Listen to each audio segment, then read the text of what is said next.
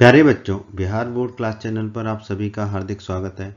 बच्चों, इस वीडियो में हम बीएससीबी यानी कि बिहार बोर्ड के कक्षा 9वीं के गणित के अध्याय 9 समांतर चतुर्भुजों और त्रिभुजों के क्षेत्रफल की प्रश्नावली 9.2 के सभी प्रश्नों को हल करेंगे। तो वीडियो को पूरा एंड तक देखिएगा, जिससे आपको प्रश्नावली 9.2 के सभी प्रश्नों के हल आसान तरीके से समझ में आ जाएंगे। प्रश्न एक, आकृति में एबीसीडी एक समांतर चतुर्भुज है। ठीक है, इस प्रश्न को हम समझ लेते हैं। हमें दिया गया है एबीसीडी एक समांतर चतुर्भुज है, तो हमने एबीसीडी एक समांतर चतुर्भुज बना लिया, जो कि हमें प्रश्न में दिया गया, आकृति में दिया गया है। और दिया गया है एई जो है वो डीसी पर लंब है, तो एई डीसी पर लंब है। और दिया गया है सीएफ जो है वो एडी पर लंब है, सीएफ जो है एडी पर लंब है। ठीक है, और हमें दिया गया है एबी बराबर 16 सेंटीमीटर, और दिया गया हमें एई बराबर 8 सेंटीमीटर, और हमें दिया गया है सी एफ बराबर 10 सेंटीमीटर। ठीक है, ये हमें प्रश्न में दिया गया है। और हमें ज्ञात करने को कहा गया है एडी, एडी की लंबाई हमें ज्ञात करनी है। ठीक है, ये जो एडी है इसकी लंबाई हमें ज्ञात करनी है, एडी। ठीक है, तो डीसी बराबर ए बी होगा, डीसी और ए बी आपस में बराबर होंगे। क्यों? क्योंकि एबीसीडी एक समांतर चतुर्भुज है, और हमें पता है समांतर चतुर्भुज की सम्मुख भुजाएं बराबर होती हैं। ये हमने अध्याय 8 में पढ़ा था। तो डीसी भी कितना हो गया, ए बी के बराबर है, तो डीसी भी हो गया हमारा 16 सेंटीमीटर। तो अभी हमने निकाला है डीसी बराबर ए बी, तो वो हमने लिख दिया। तो डीसी हो गया हमारा 16 सेंटीमीटर। ठीक है, अब हमने इसी अध्याय में परिचय में पढ़ा था समांतर चतुर्भुज का क्षेत्रफल कितना होता है, आधार गुणा संगत शीर्ष लंब। ठीक है, तो एबीसीडी हमारा समांतर चतुर्भुज है, तो एरिया ऑफ एबीसीडी, एबीसीडी का क्षेत्रफल कितना होगा, डीसी आधार गुणा संगत शीर्ष लंब एई, डीसी गुणा एई होगा। इसे हम मान लेते हैं समीकरण 2। और एबीसीडी का क्षेत्रफल दूसरे तरीके से हम निकालें, दूसरा आधार मान के निकालें, तो हमने एडी को आधार माना, तो एडी गुणा संगत शीर्षलम, संगत शीर्षलम क्या है एडी पर, सीएफ। ठीक है, तो एडी गुणा सीएफ होगा। इसे हम मान लेते हैं समीकरण 3। अब आप देखिए समीकरण 2 भी क्या है, एबीसीडी का क्षेत्रफल है, एरिया ऑफ एबीसीडी, और समीकरण 3 भी एबीसीडी का क्षेत्रफल है। तो बाई तरफ दोनों बराबर हैं, तो दाई तरफ वाले भी दोनों बराबर हो जाएंगे, तो हम लिख देंगे समीकरण 2 बराबर समीकरण 3। तो ये हो जाएगा मेरा एडी गुणा सी एफ, समीकरण 3 वाला लिख दिया हमने, बराबर डीसी गुणा एई। ठीक है, समीकरण 2 वाला लिख दिया। अब एडी को तो हम बाई तरफ, क्योंकि एडी हमें ज्ञात करना है, एडी को तो हम बाई तरफ ही रखते हैं, सीएफ को दाई तरफ ले जाएंगे, तो सीएफ को दाई तरफ ले जाएंगे तो सीएफ हमारा नीचे पहुंच जाएगा, तो ये हो जाएगा डीसी गुणा एई बटे सीएफ। अब हम इन सबके मान रख देंगे। ठीक है, तो डीसी की जगह हम क्या रख देंगे, 16। ठीक है, क्योंकि डीसी बराबर ए बी बराबर 16 सेंटीमीटर। एई एई हमें कितना दे रखा है, एई हमें दे रखा है प्रश्न में 8 सेंटीमीटर, तो हमने रख दिया 8। और सीएफ कितना दे रखा है, सीएफ दे रखा है 10, तो सीएफ रख दिया 10। ठीक है, अब 16 गुणा 8 हम देखेंगे तो हमें मिलेगा 128, तो ये मेरा हो जाएगा 128 बटा 10। ठीक है, तो 10 से भाग देंगे 128 में, तो मेरा बचेगा 12.8। तो एडी बराबर कितना आ जाएगा, 12.8 सेंटीमीटर। यही हमारा इस प्रश्न का उत्तर होगा दोस्तों। प्रश्न 2, यदि ई एफ जी एच क्रमशः समांतर चतुर्भुज एबीसीडी की भुजाओं के मध्य बिंदु हैं, तो दर्शाइए area of E F G H बराबर आधा एरिया ऑफ एबीसीडी। ठीक है, तो इस प्रश्न को हम समझ लेते हैं, फिर इसको हल करेंगे। हमें दिया गया है एबीसीडी एक समांतर चतुर्भुज है, तो हमने एबीसीडी एक समांतर चतुर्भुज बना लिया। ई जो है भुजा एबी का मध्य बिंदु है, एफ भुजा बीसी का मध्य बिंदु है, जी भुजा सीडी का मध्य बिंदु है, और एच भुजा डीए का मध्य बिंदु है। ठीक है, तो अब हमने इन सारे मध्य बिंदुओं को मिला लिया, तो एक चतुर्भुज बना ई एफ जी एच। ठीक है, ई एफ जी एच, तो हमें बताना है ये जो ई एफ जी एच चतुर्भुज है, इसका इसका जो एरिया है, क्षेत्रफल है, वो पूरा चतुर्भुज एबीसीडी का जो क्षेत्रफल होगा उसका आधा होगा। ये हमें इसमें दर्शाना है, सिद्ध करना है। ठीक है, तो इसके लिए हम थोड़ी सी रचना कर लेते हैं। बस हम जो है बिंदु एच और एफ को जोड़ देते हैं। ठीक है, एच और एफ को हम जोड़ देते हैं। आइए अब हम इस प्रश्न को हल करते हैं। डीए समानांतर सीबी के, क्यों? क्योंकि एबीसीडी जो है एक समांतर चतुर्भुज है, जो कि प्रश्न में दिया गया है, और हमने अध्याय 8 में पढ़ा था समांतर चतुर्भुज की सम्मुख भुजाएं आपस में समानांतर होती हैं। ठीक है, तो अगर डीए और सीबी आपस में समानांतर हैं, ठीक है। तो एच जो है वो डी ए का मध्य बिंदु है और एफ जो है वो सी बी का मध्य बिंदु है, यानी कि एच जो है वो डी बी पर ही है, डी बी जहाँ पर ही है, और एफ जो है वो सी बी पर ही है। तो हम यहाँ से कह पाएंगे कि डी एच और सी एफ ये भी आपस में समानांतर होंगे। ठीक है, इसे हम मान लेते हैं समीकरण 1। डी ए बराबर सी बी होगा, क्यों? क्योंकि अध्याय 8 में हमने पढ़ा था समांतर चतुर्भुज की सम्मुख भुजाएं बराबर होती हैं, और ए बी सी डी हमें एक समांतर चतुर्भुज दे रखा है, तो उसकी सम्मुख भुजाएं आपस में बराबर होंगी। अब दोनों तरफ 1/2 का गुणा कर लेते हैं, तो हमें मिलेगा 1/2 डी ए बराबर 1/2 सी बी। हमने बस क्या किया, दोनों तरफ 1/2 का गुणा कर लिया। अब आप देखिए एच जो है भुजा डी ए का मध्य बिंदु है और एफ जो है भुजा बी सी का मध्य बिंदु है। ठीक है, तो 1/2 डी ए क्या हो जाएगा हमारा, 1/2 डी ए हो जाएगा हमारा डी एच। उसी तरह 1/2 सी भी कितना हो जाएगा हमारा सी एफ। तो डी एच बराबर सी एफ मिल गया हमें। इसे हम मान लेते हैं समीकरण 2। समीकरण 1 में हमने अभी निकाला है डी एच और सी एफ आपस में समानांतर है, और समीकरण 2 में हमने निकाला है डी एच और सी एफ आपस में बराबर भी है। अध्याय 8 में प्रमेय 8.8 में हमने पढ़ा था कोई चतुर्भुज समांतर चतुर्भुज होता है यदि उसकी सम्मुख भुजाओं का एक युग्म बराबर हो और समांतर हो। तो यहाँ पर देखिए डी एच और सी एफ जो है समानांतर भी हैं और बराबर भी हैं। ठीक है, तो हम यहाँ से निष्कर्ष निकाल सकते हैं कि जो एच एफ सी डी एक चतुर्भुज है, एच एफ सी डी, ठीक है, एच एफ सी डी जो चतुर्भुज है वो हमारा क्या होगा, समांतर चतुर्भुज होगा, क्योंकि इस चतुर्भुज की सम्मुख भुजाओं का एक युग्म, कौन सा युग्म, डी एच और सी एफ आपस में समानांतर भी है और बराबर भी है। ठीक है, तो एच एफ सी डी जो है हमारा एक समांतर चतुर्भुज होगा। अब एच एफ सी डी अगर समांतर चतुर्भुज हो गया तो उसकी दूसरी सम्मुख भुजाओं का युग्म जो है वो भी आपस में समानांतर होगा। तो हम यहाँ से कह देंगे एच एफ और डी सी आपस में समानांतर होगा। क्यों? क्योंकि एच एफ सी डी जो है वो एक समांतर चतुर्भुज है और समांतर चतुर्भुज की सम्मुख भुजाएं आपस में समानांतर होती हैं। तो एच एफ समानांतर है डीसी के, इसे हम मान लेते हैं समीकरण 3। समीकरण 3 में हमने निकाला था एच एफ और डीसी आपस में समानांतर होंगे। ठीक है, अब यहाँ पर देखिए त्रिभुज एफ जी एच और समांतर चतुर्भुज एच एफ सी डी अभी हमने निकाला था। एच एफ सी डी जो है वो एक समांतर चतुर्भुज होगा। ठीक है, एक ही आधार एच एफ और एक ही समांतर रेखाओं एच एफ और डीसी के बीच स्थित है। ठीक है, तो हमने अध्याय 9 के परिचय में पढ़ा था कि यदि एक त्रिभुज और एक समांतर चतुर्भुज एक ही आधार और एक ही समांतर रेखाओं के बीच स्थित हो तो त्रिभुज का जो क्षेत्रफल है वो समांतर चतुर्भुज के क्षेत्रफल का आधा होता है। तो हम यहाँ लिख देंगे area of F G H, मतलब त्रिभुज का क्षेत्रफल आधा होगा समांतर चतुर्भुज के क्षेत्रफल के, आधा होगा area of H F C D. H F C D क्या है हमारा, समांतर चतुर्भुज। ठीक है, तो जो त्रिभुज का क्षेत्रफल है वो समांतर चतुर्भुज के क्षेत्रफल का आधा होगा। क्यों?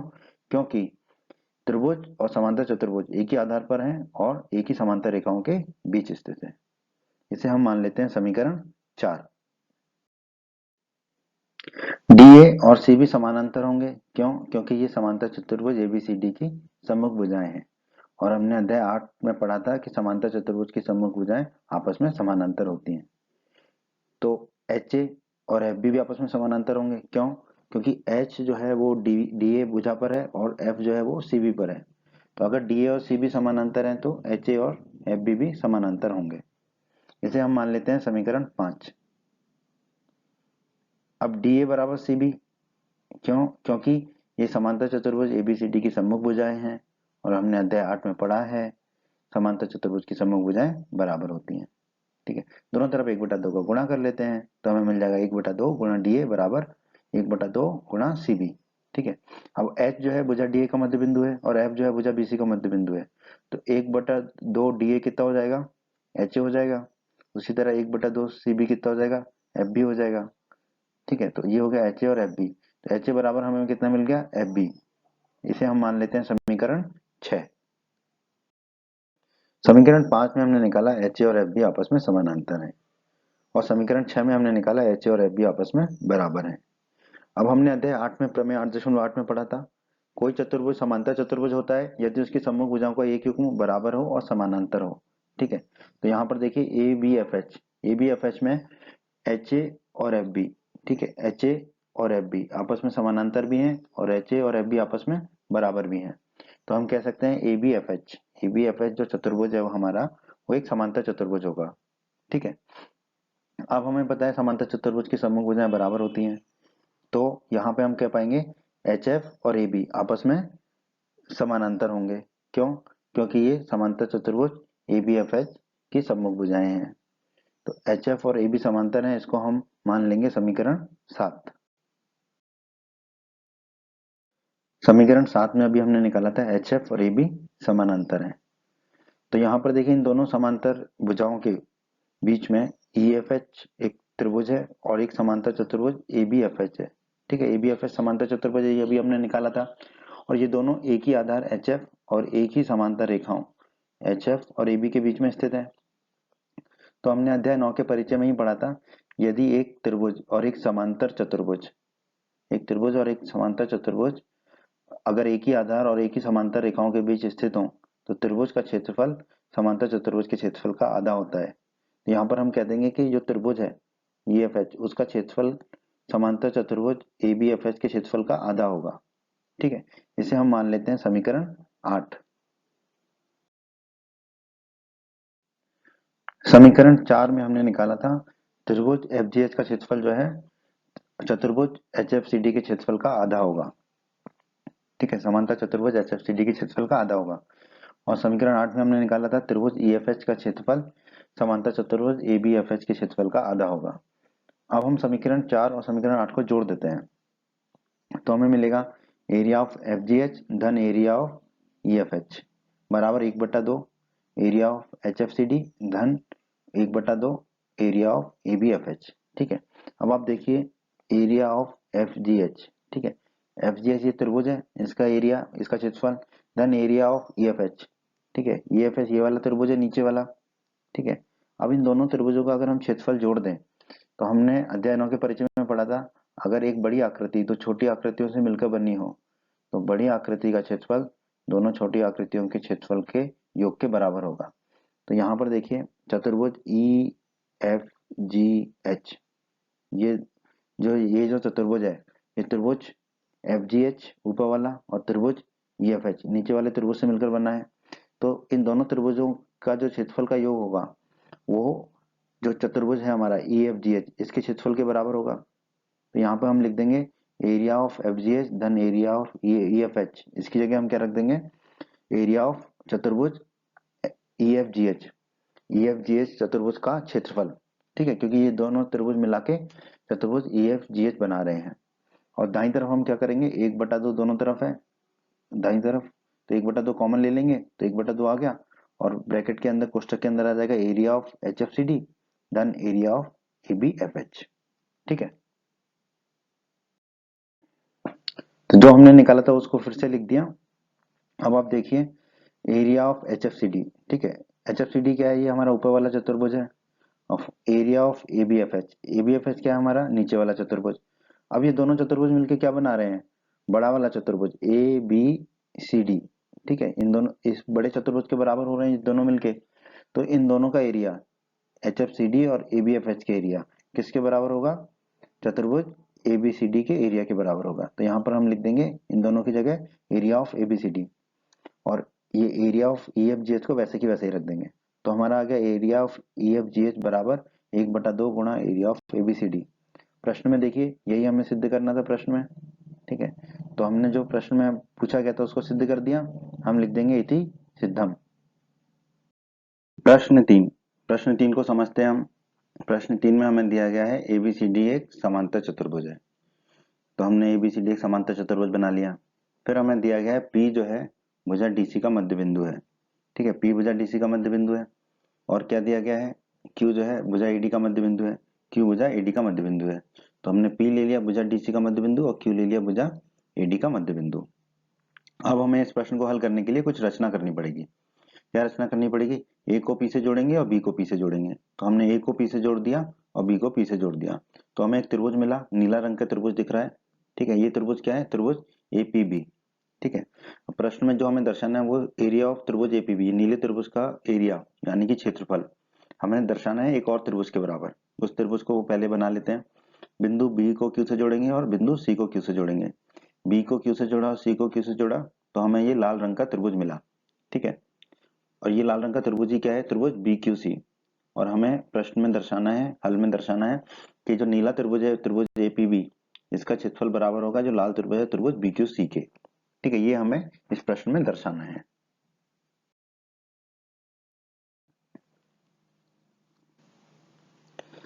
आइए अब हम इसको हल करते हैं। तो यहाँ पर देखिए त्रिभुज एबीपी जो नीला त्रिभुज है और समांतर चतुर्भुज एबीसीडी, ठीक है, ये दोनों एक ही आधार AB पर हैं और एक ही समांतर रेखाएं AB और DC के मध्य स्थित हैं, के बीच में स्थित हैं।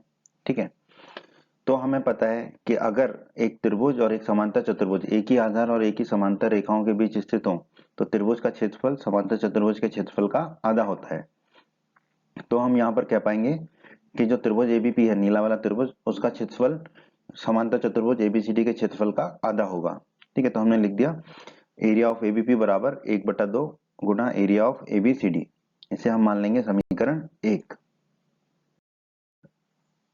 अब यहाँ पर आप देखिए त्रिभुज बीक्यूसी जो लाल वाला त्रिभुज है और समांतर चतुर्भुज एबीसीडी, एक ही आधार, यहाँ पर आधार क्या है बीसी, एक ही आधार बीसी और एक ही समांतर रेखाओं बीसी और एडी के बीच स्थित है। क्योंकि हमें पता है समांतर चतुर्भुज की सम्मुख भुजाएं समानांतर होती हैं, तो बीसी और एडी जो है वो समांतर भुजाएं होंगी।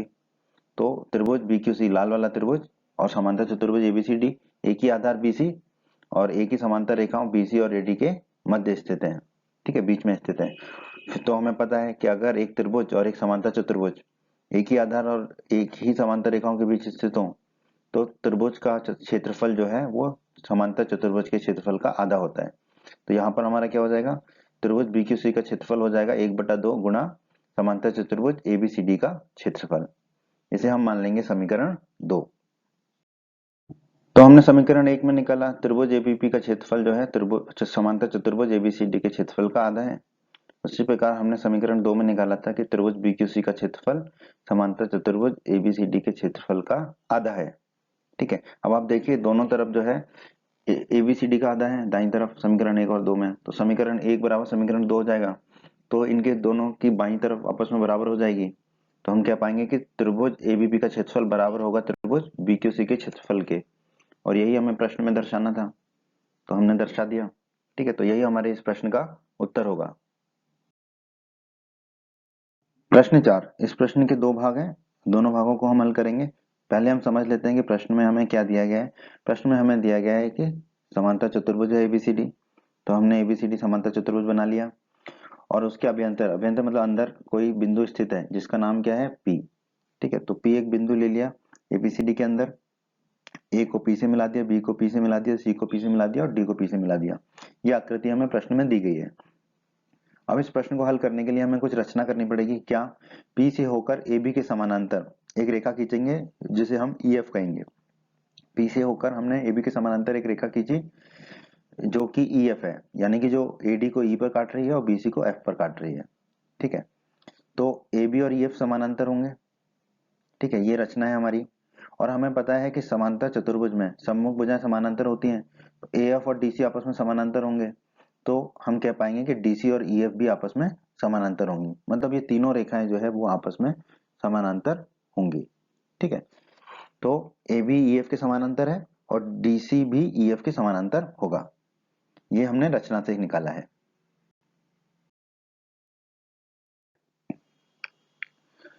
प्रश्न के पहले भाग में हमें बताना है एरिया ऑफ एपीबी, ऊपर वाले त्रिभुज का एरिया, एरिया ऑफ पीसीडी नीचे वाले त्रिभुज का एरिया किसके बराबर होगा, समांतर चतुर्भुज के एरिया के आधे के बराबर होगा।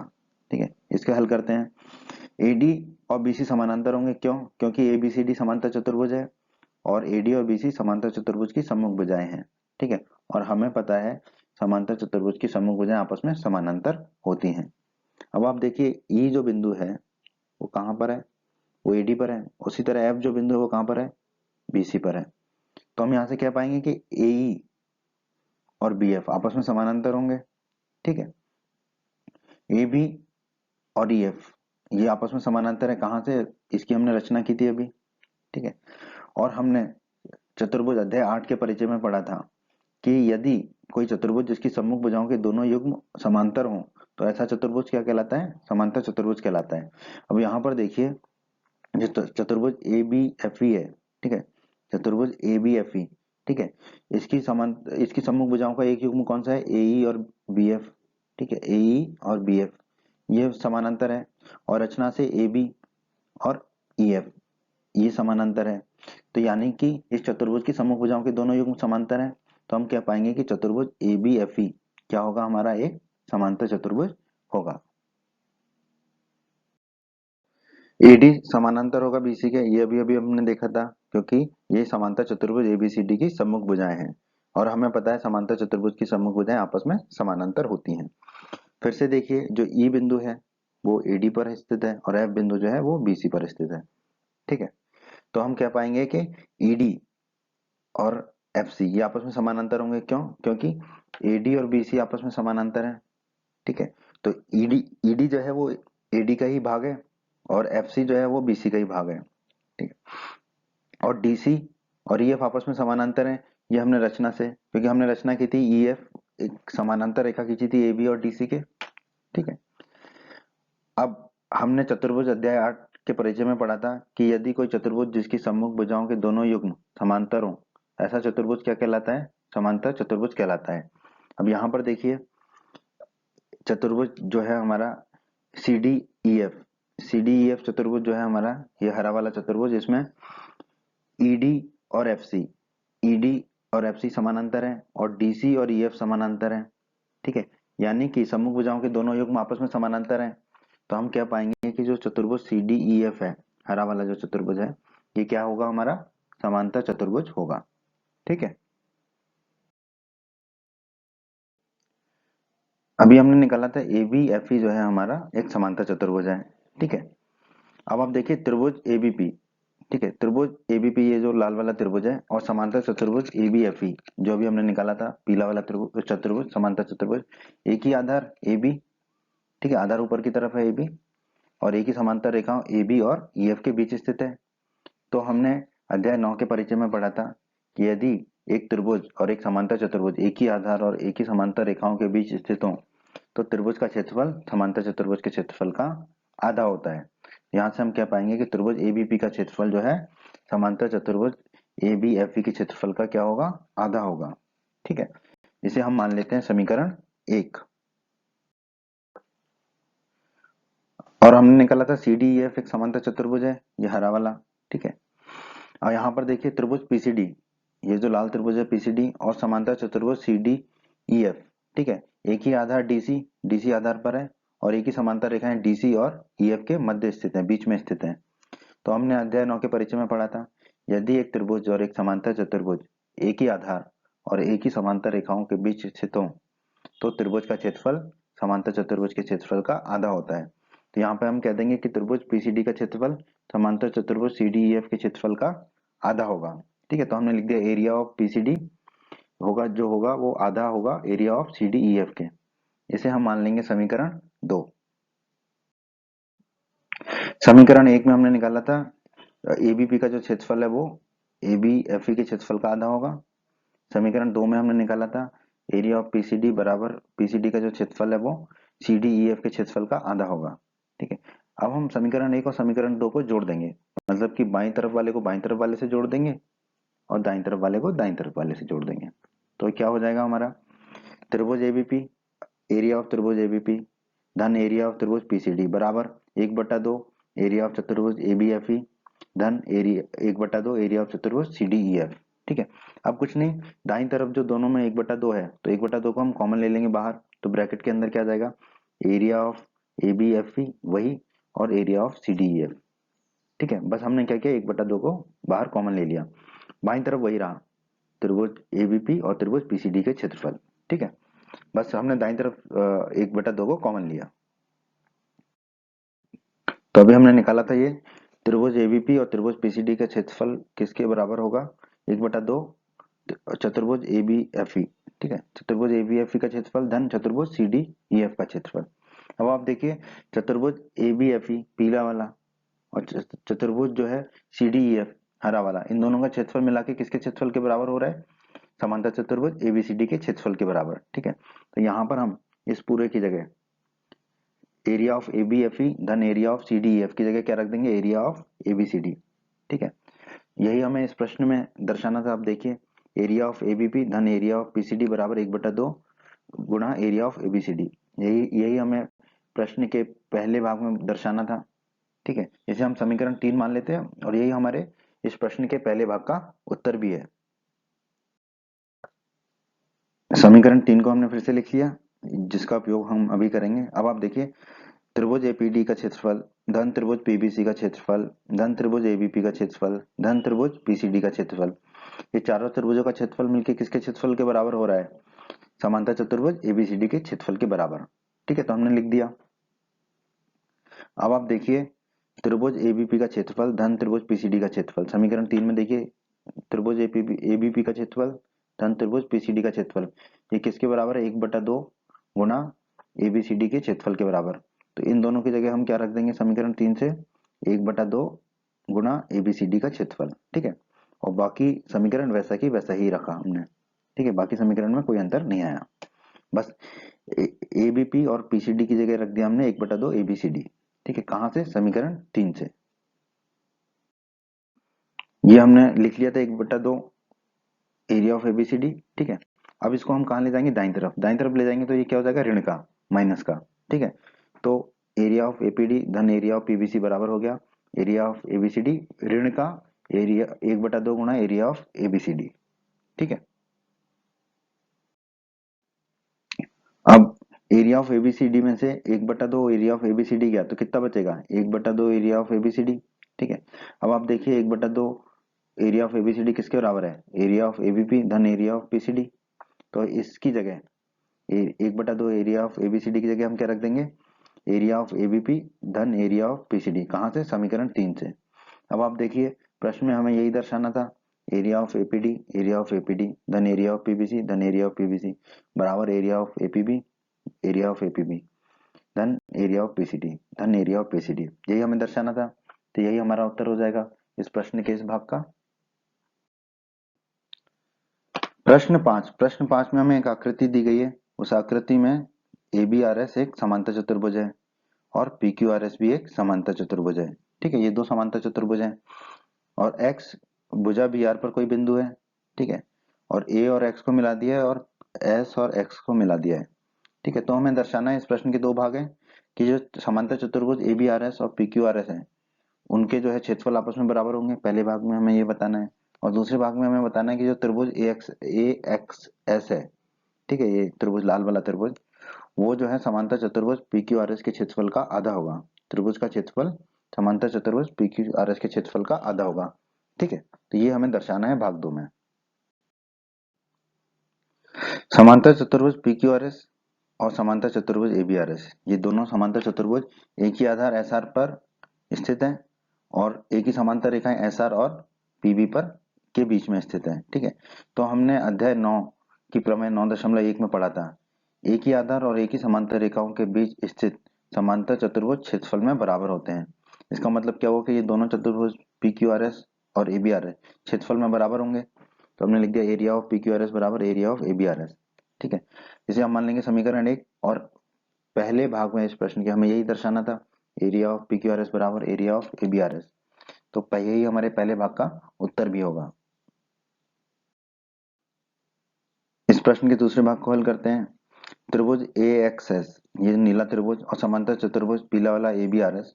ठीक है, एक ही आधार, आधार देखिए ए एस। ठीक है, ए एस जो है ये वाला जो है ये आधार और एक ही समांतर रेखाओं, एक ही समांतर रेखा मतलब ए एस जो आधार है वो, और दूसरी समांतर रेखा हमारी बी आर, इन दोनों के बीच में स्थित है ये त्रिभुज और समांतर चतुर्भुज। तो हमने अध्याय 9 के परिचय में पढ़ा था, यदि एक त्रिभुज और एक समांतर चतुर्भुज एक ही आधार और एक ही समांतर रेखाओं के बीच स्थित हों तो त्रिभुज का क्षेत्रफल समांतर चतुर्भुज के क्षेत्रफल का आधा होता है। तो हम यहाँ कह देंगे त्रिभुज ए एक्स एस का क्षेत्रफल क्या होगा? त्रिभुज ए बी आर एस के क्षेत्रफल का आधा होगा। ठीक है, और अभी हमने भाग 1 में सिद्ध किया था, जिसे हमें समीकरण 1 माना था, त्रिभुज पी समांतर चतुर्भुज पी की आर एस का क्षेत्रफल किसके बराबर है? समांतर चतुर्भुज ए बी आर एस के क्षेत्रफल के। तो ए बी आर एस के क्षेत्रफल की जगह हम क्या रख सकते हैं? पी क्यू आर एस का क्षेत्रफल। तो यहाँ पर हम ए बी आर एस के क्षेत्रफल की जगह रख देंगे पी क्यू आर एस का क्षेत्रफल। तो हमारा क्या हो जाएगा? Area of A x S का क्षेत्रफल किसके बराबर हो जाएगा? 1/2 गुणा area of P Q R S. ठीक है, और हमें प्रश्न के दूसरे भाग में यही सिद्ध करना था, यही दर्शाना था। तो यही हमारे प्रश्न के दूसरे भाग का उत्तर हो जाएगा दोस्तों। प्रश्न 6 बहुत ही आसान प्रश्न है दोस्तों ये। प्रश्न 6 में दिया गया है एक किसान के पास एक समांतर चतुर्भुज PQRS के रूप में एक खेत था। ठीक है, तो हमने लिख दिया है PQRS एक समांतर चतुर्भुज है, ये उस किसान का खेत हो गया। अब उस किसान ने क्या किया, RS पर स्थित कोई बिंदु A लिया। ठीक है, A जो है भुजा RS पर स्थित कोई बिंदु लिया, कहीं पर भी ले लिया, और उसने A को P और Q से मिला दिया। A को जो है P से मिला दिया और A को Q से भी मिला दिया। अब प्रश्न में हमसे पूछ रहा है कि खेत जो है कितने भागों में विभाजित हुआ है, इन भागों के आकार क्या है, वह किसान खेत में गेहूं और दाल बराबर भागों में अलग अलग बोना चाहती है, वह ऐसा कैसा करे। ठीक है, तो इन सब प्रश्नों के उत्तर हम देखते हैं, हल ढूंढते हैं। तो दोस्तों हमें बताना है खेत कितने भागों में विभाजित हुआ है। तो आप देखिए 1, 2 और 3। ठीक है, तो हम कह सकते हैं कि जो खेत है वो 3 भागों में विभाजित हो गया है। ठीक है, ये उत्तर हो गया एक। अब उसने पूछा है कि इन भागों के आकार क्या है, तो आप देखिए PAS ये किस आकार का है, त्रिभुज का है, तो लिख दिया त्रिभुज PAS। दूसरी आकृति, दूसरा PAQ, ये भी क्या है, त्रिभुज के आकार का है क्योंकि इसकी 3 भुजाएं हैं, तो ये भी त्रिभुज है PAQ। और तीसरी आकृति QAR, ये भी त्रिभुज है QAR। ठीक है, तो तीनों भाग किस आकार के हैं, इन तीनों भागों के आकार क्या है, त्रिभुज है। ठीक है, तो यही हमारा उत्तर हो जाएगा इस भाग का। अब हम अगले भाग का उत्तर ढूंढते हैं। त्रिभुज PAQ और समांतर चतुर्भुज PQRS, एक ही आधार PQ पर स्थित है। ठीक है, और एक ही समांतर रेखाएं PQ और SR के बीच स्थित है। तो हमने अध्याय 9 के परिचय में पढ़ा था, यदि एक त्रिभुज और एक समांतर चतुर्भुज एक ही आधार और एक ही समांतर रेखाओं के बीच स्थित हो तो त्रिभुज का क्षेत्रफल समांतर चतुर्भुज के क्षेत्रफल का आधा होता है। तो यहाँ पर हम कह देंगे कि त्रिभुज PAQ का क्षेत्रफल आधा होगा त्रिभुज PQRS के क्षेत्रफल के। इसे हम मान लेते हैं समीकरण 1। अब हम देखते हैं त्रिभुज PAS का क्षेत्रफल धन त्रिभुज PAQ का क्षेत्रफल धन त्रिभुज QAR का क्षेत्रफल, ये तीनों त्रिभुजों का क्षेत्रफल किसके बराबर होगा, हमारे समांतर चतुर्भुज PQRS के क्षेत्रफल के, तो वही हमने लिख दिया। ठीक है, अब समीकरण 1 में हमने निकाला था त्रिभुज PAQ का क्षेत्रफल किसके बराबर था, समांतर चतुर्भुज PQRS के क्षेत्रफल के आधे के बराबर। तो यही हम यहाँ रख देंगे, त्रिभुज PAQ के क्षेत्रफल की जगह रख देंगे हम 1/2 गुणा एरिया ऑफ PQRS। ठीक है, तो बस PAQ की जगह हमने रख दिया, यहाँ पर PAQ की जगह हमने रख दिया 1/2 एरिया ऑफ PQRS। ठीक है, और बाकी चीजें वैसे ही रहनी थी रखी। अब जो एरिया 1/2 एरिया ऑफ PQRS है उसको हम दाईं तरफ ले जाएंगे तो वो ऋण का हो जाएगा। ठीक है, अब आप देखेंगे कि एरिया ऑफ PQRS में से आधा PQRS जा रहा है, आधा एरिया ऑफ PQRS, तो आधा एरिया ऑफ PQRS बचेगा। तो पूरे PQRS में से आधा PQRS गया तो बचा हमारा आधा क्षेत्रफल PQRS के। तो हमें मिल गया PAS का क्षेत्रफल धन QAR का क्षेत्रफल, ये किसके बराबर हो गया, आधा PQRS के क्षेत्रफल के। और समीकरण 1 में हमने निकाला था PAQ का क्षेत्रफल कितना, आधा PQRS के क्षेत्रफल के। ठीक है, तो अब ये देखिए ये दोनों चीजें आधे PQRS के क्षेत्रफल के हैं तो ये दोनों आपस में बराबर होंगी। तो हम लिख देंगे त्रिभुज PAS का क्षेत्रफल धन त्रिभुज QAR का क्षेत्रफल बराबर कितना हो जाएगा, त्रिभुज PAQ का क्षेत्रफल।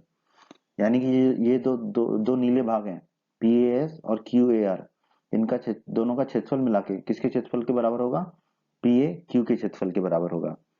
ठीक है, तो अभी हमने निकाला जो त्रिभुज नीला वाला त्रिभुज है दोनों, इन दोनों का क्षेत्रफल मिला के पीले वाले त्रिभुज के क्षेत्रफल के बराबर हो रहा है। ठीक है, तो हम इससे क्या निष्कर्ष निकाल सकते हैं, वो जो किसान है उसको गेहूं और दालें बराबर बराबर बोनी है। ठीक है, तो या तो वो गेहूं नीले वाले दोनों त्रिभुजों में बो दे और दाल जो है पीले वाले त्रिभुज में बो दे, या फिर वो दाल दोनों नीले वाले त्रिभुजों में बो दे और गेहूं जो है पीले वाले त्रिभुज में बो दे।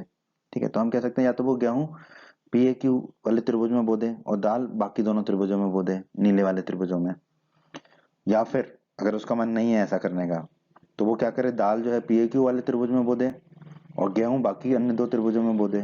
ठीक है तो ऐसा ही उसे करना होगा अगर उसे बराबर बराबर दालें और गेहूं को बोना है तो। ठीक है, यही हमारे प्रश्न के इस भाग का उत्तर होगा दोस्तों।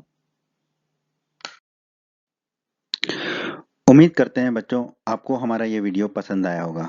बच्चों, अगर आप बिहार बोर्ड क्लास चैनल पर नए हैं और आपने अभी तक हमारे चैनल को सब्सक्राइब नहीं किया है तो सब्सक्राइब बटन को दबाकर जल्दी से चैनल को सब्सक्राइब कर लीजिए और बेल आइकन को भी दबा दीजिए। इससे आपको क्या फ़ायदा होगा, जब भी हमारे चैनल पर कोई भी नया वीडियो आएगा तो उसका नोटिफिकेशन सबसे पहले आपको मिलेगा। और जब भी आप यूट्यूब पर वीडियोज़ को सर्च करेंगे तो हमारे चैनल के वीडियोज़ आपको ऊपर नज़र आने लगेंगे। आप हमारे वीडियोज़ को अपने साथी छात्रों के साथ, दोस्तों के साथ व्हाट्सएप और फेसबुक पर अवश्य शेयर कीजिए, जिससे आपके दोस्तों को भी लाभ हो सके। आपको वीडियो पसंद आया है तो वीडियो को लाइक अवश्य करें और इस अध्याय के अन्य सभी वीडियोज़ को देखने के लिए आई बटन पर क्लिक करें। आई बटन पर क्लिक करने से आपको इस अध्याय के सभी वीडियोज़ के लिंक प्राप्त हो जाएंगे। धन्यवाद बच्चों।